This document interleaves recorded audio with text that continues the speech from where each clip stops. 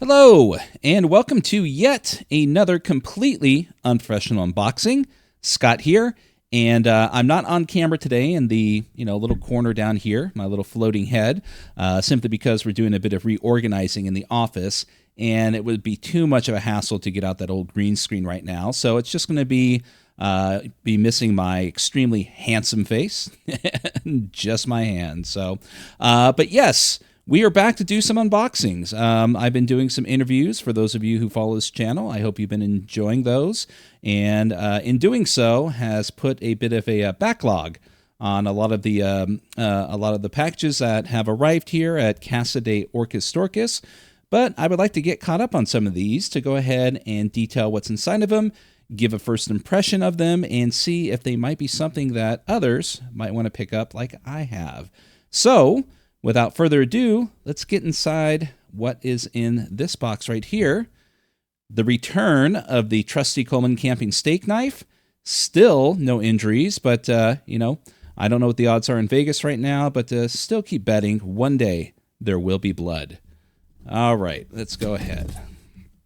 Oh, let's see. I don't remember opening this. Maybe it just wasn't wrapped too well. I'm sure it was. Who knows? My daughter does tend to open some of these boxes because it totally ignores what names are on the package. She just likes opening them up to see what they are. So let's make sure there is no... Yeah, there's a little bit of my personal information there, so we'll just keep that at the bottom of the box. And move this out of the way. And it's not a large book, but it is something I am excited about. So what do we have here? We have Diogo Nogueira's Kosmosaurs. This has been something that Diogo has been working on for some time now, and was recently made available through Exalted Funeral, and decided that this would be something I definitely want to check out because I'm a big fan of Diogo's work, both his RPG writing and, of course, his illustrations and artwork. And as you can tell, the big deal about this one is it includes what many of us enjoy within the RPG world: dinosaurs and space sci-fi laser whatevers. Just the cover says it all right here. Along with a little notice down the right-hand corner. RPG about dinosaurs who protect the galaxy from evil forces. Sold, right? Just there you go. What more do you need? Buy this thing. Done. Video over. But let's go ahead. Oh, there's no description up on the back here. But there's more of the wonderful illustrations by Diogo. So again, as all covers should do, this gives you a general idea of what to expect inside of this wonderful little book. And if this doesn't draw you in to see what's inside, I don't know what will. All right, well, let's go ahead and take a peek and see if we can get a bit more information on it. So, all right, so Kosmosaurs, created and written by Diogo Nogueira, edited by Thalissa Sainz. Boy, here we go. Illustrated by Lucas Kowalczuk, and character sheet by Francita Soto, layout by Guilherme Gontijo. I apologize to every single one of you for butchering your names, but hopefully I did a decent job. So, what do we have here? We've got several chapters here. How do you play? How combat works? Who is your Kosmosaur? What is the adventure? And who are your enemies? How are enemies made?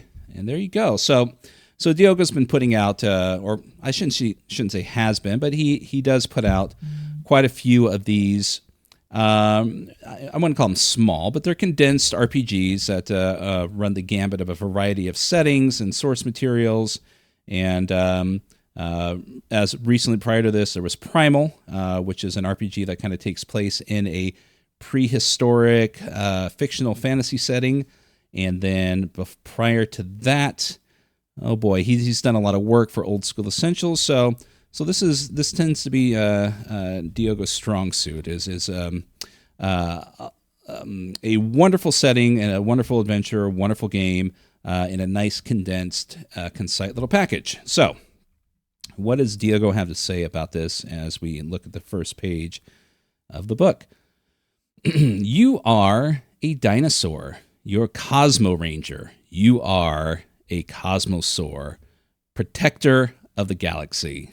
I mean, if this was a Saturday morning cartoon back in the 80s, I would be riveted with my bowl of Fruity Pebbles. You and your companions travel through the stars to help all sorts of people, planets, and organizations by preventing disasters, battling assassin robots, banishing chaos mutants from the void dimension, and facing all kinds of weird dangers. All right, so how do you play? This is an RPG, a game where you and your group of friends sit down at a table. Okay, I mean, everyone needs a bit of that, but let's skip over that, because those watching this, you already know what an RPG is. So moving down, let's see. You assume the role of Kosmosaurs, an elite group of intelligent dinosaurs who travel the galaxy with their ship, armed with laser guns and cool gadgets to help its inhabitants and protect everyone from evil beings and weird dangers. You tell the GM what your character does, says, and how they do all of that depending on how risky the situation gets. You will roll dice to determine what happens. So what do we need? What does this game use? So it's only D6s. Let's see here. However, there will be multiple instances where you roll multiple D6s. Either considering only the result of one of them, adding them together, or reading them individually in a specific way. Okay, so simple D6 rolls. So what are the rules? Is that my phone buzzing? It's starting to annoy me. Let me just move this. Apologies. All right, what are the rules?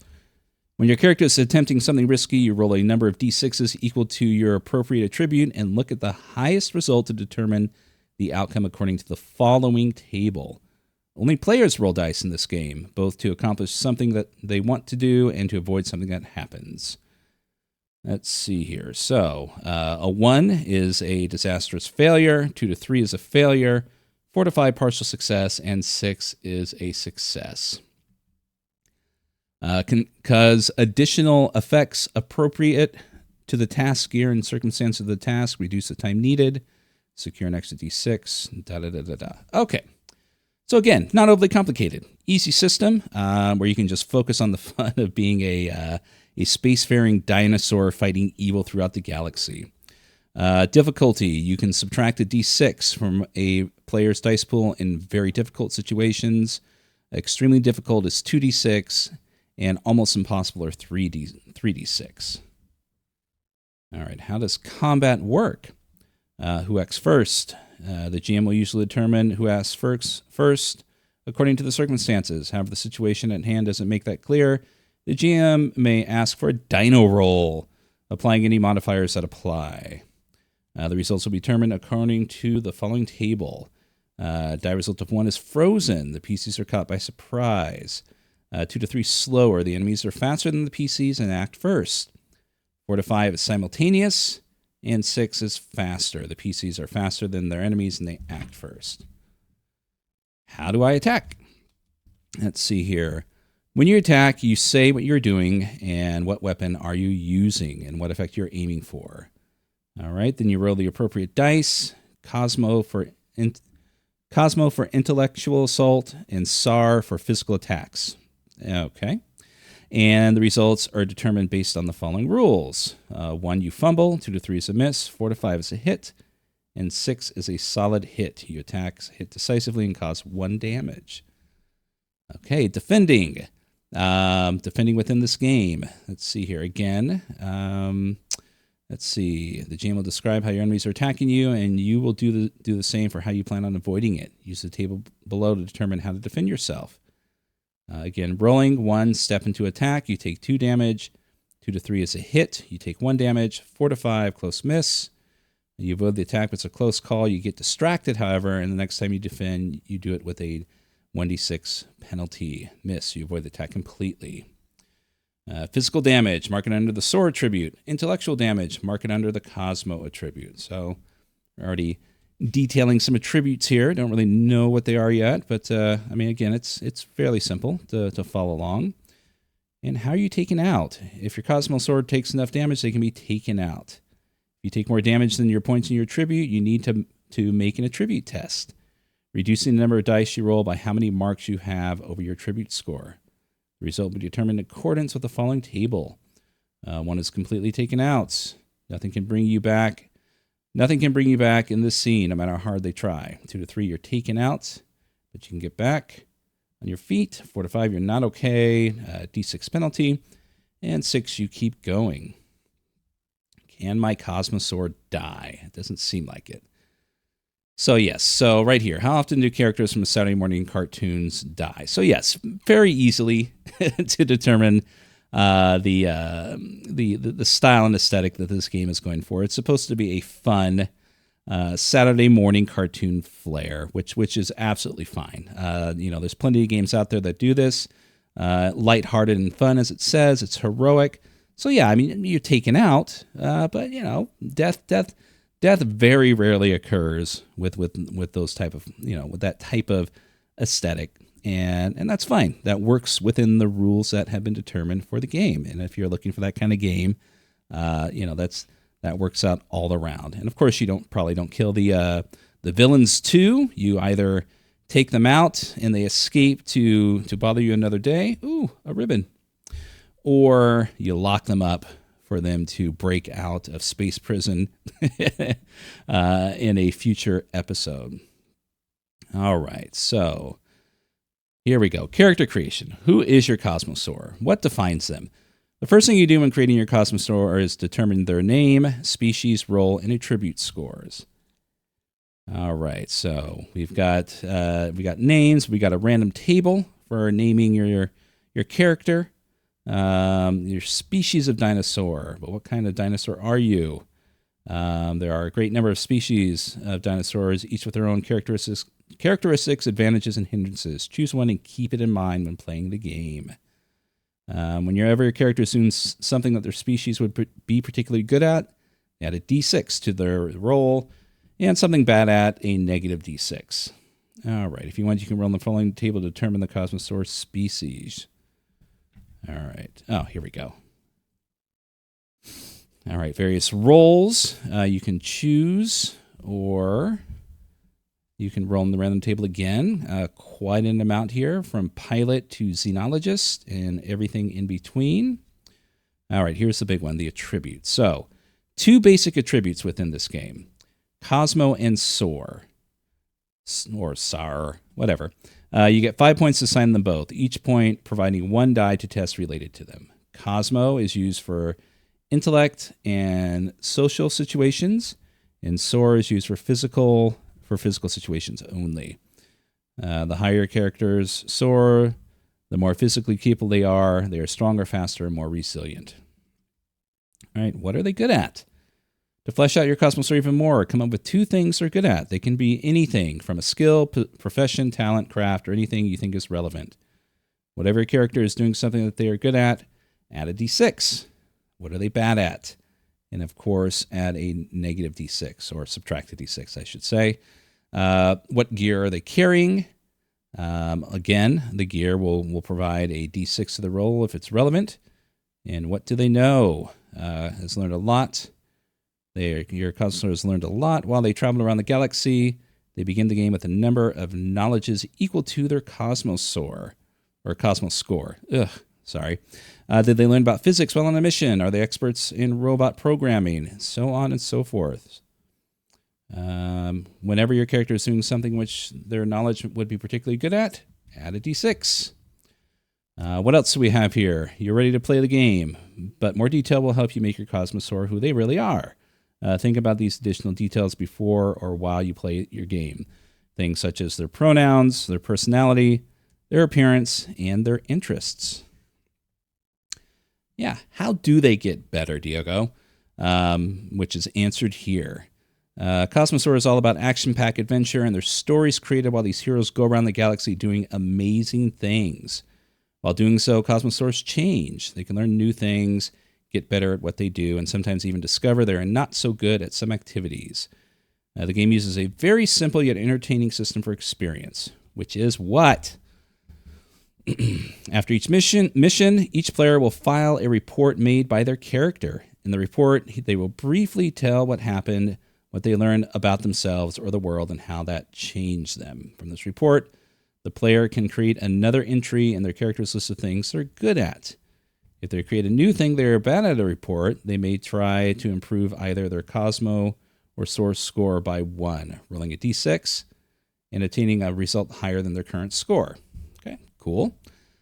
What is our ship like? Your ship is defined by 3 things it's good at and 1 thing it's bad at. And these are used just like your Kosmosaurs things explained before. When your spaceship takes damage, it loses 1 of the things it's good at until the ship is fixed. When your spaceship has no things it's good at, it's broken, and now additional damage it suffers imposes a negative d6 penalty on all rolls made with it. All right, what is the adventure? Okay, in the Kosmosaurs RPG, you and your friends will take the role of an elite team of special agents that defend the galaxy from evil and help all kinds of sentients solve not only violent conflicts, but diplomatic issues, investigating mysterious happenings, and other adventures. The Game Master and the players work together to do this. So what does the Game Master do? He is the host, rules arbiter, director, and facilitator. All right, prepping for the mission. The first thing the GM does is to prepare a mission is determine what the mission will be. He gives additional advice on here. Likewise, here's some tables here to assist you with that. Everything from attacking a powerful enemy to rolling twice on combined results, or other things such as survive a supernatural threat, map a new region, find an arcane relic, and negotiate a treaty. And it looks like we have some additional stuff here for creating your antagonists. Again, anything from a crime lord to a corrupt bureaucrat, onward to an uncaring smuggler, to a fiendish scientist, or roll twice. They are working together. And then creating the locations. Again, additional tables, a crumbling set of ruins, constantly changing planet, chaos-infused nebula, and likewise rolling twice on there. Now we have our NPCs, the supporting cast. The Kosmosaurs are the protagonists of the story created in the game. We already talked about creating interesting antagonists. Now it's time to talk about who else is involved. All right, and additional tables. Desperate fleeing prisoner, peaceful beastkin, a being from another dimension. And then we have our complication. Complications can be pretty much anything that changes the situation in a way that makes the Kosmosaurs rethink how they are going to deal with the mission's problems. These can be pretty straightforward things, such as a galactic storm, a volcano erupting in the planet where they are trying to find survivors, or more complex things that cause a twist in the narrative. And again, anything from computers malfunctioning, local bureaucrats interruptions, it's a trap, and debt is collected. Okay. It's a trap is on here a few times. Oh, that's great. Okay. And then finally, we've got the reward. So why are we doing this? What are we getting? And again, another wonderful table detailing things such as better armor, necessary repairs, special powers, and rolling twice. What does the players do? What do the players does? Players also have a very important job at the game. First and foremost, they must be there to play the game. Yeah. Okay. Second, players need to be welcoming and respectful of each other. Players need to remember that RPGs are a social game and that they're playing together. And finally, just remember to have fun. And who are our enemies? And again, I have been pointing it out, but the art in here is fantastic. I should have been doing that, but yeah, it definitely gives that the more carefree feeling of the game, and you know what to expect within this. So yes, the art does an excellent job immersing the reader, such as myself and others, into the type of game that Diogo's trying to portray here. So enemies, what do we have? We have the Robot Empire, and we got some more tables. What do they want? To steal the recently developed high-capacity processor created by scientists in an isolated world, to sending robot assassins to take care of ambassadors in robot-allied planets. We have the Void Soars. We've got themes on here on the bottom helping you determine what they're like. I think we missed over the robots, but yeah, their themes are advanced technology, uncaring, inhuman, and so on. Void swords are darkness, flawed copies, corrupting qualities, and overcoming yourself. And then to eliminate every last Kosmosaur from the reality once and for all is what they want. And then we've got some undead pirates, death, chaos, pillaging, and so on. And they want to establish a new base of operations and a highly valuable trade route. The Slime Lords. I can already imagine, seeing these as little action figures in like Target, or if we're going back into the day, if this was an actual 80s cartoon at such places like Gemco or Sears. Let's see here. And then carrying on with more, we've got the Broccoloids.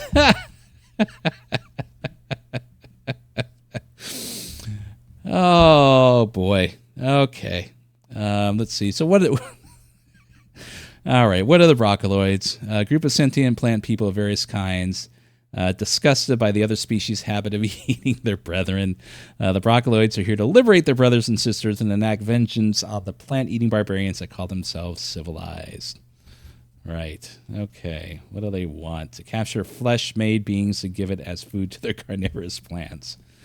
And then we've got some more stuff here on creating enemies along with minions, standard ones, elites.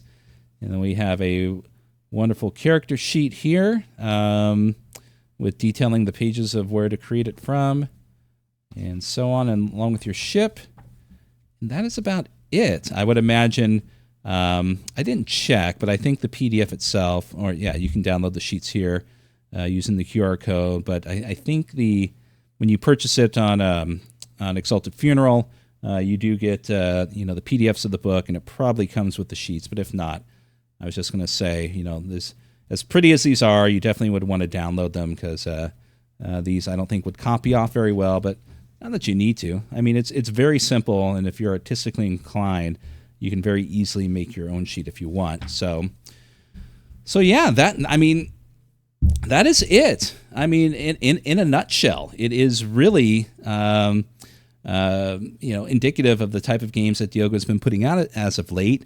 Fun, easy. He does provide you with a bit of tools to kind of get your game rolling, but it's not overbearing in its lore or a lot of the theme.